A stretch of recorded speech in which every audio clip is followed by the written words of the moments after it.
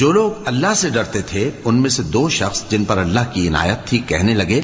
کہ ان لوگوں پر دروازے کے رستے سے حملہ کر دو، پھر جب تم دروازے میں داخل ہو گئے تو فتح تمہاری ہے، اور اللہ ہی پر بھروسہ رکھو اگر تم واقعی ایمان والے ہو۔ وہ بولے کہ موسیٰ، جب تک وہ لوگ وہاں ہیں ہم کبھی وہاں نہیں جانے کے، اگر لڑنا ہی ضرور ہے تو تم اور تمہارا رب دونوں جاؤ اور لڑو، ہم تو یہیں بیٹھے رہیں گے۔ موسیٰ نے اللہ سے التجا کی کہ پروردگار، میں اپنے اور اپنے بھائی کے سوا اور کسی پر اختیار نہیں رکھتا، سو تو ہم میں اور ان نافرمان لوگوں میں جدائی کر دے۔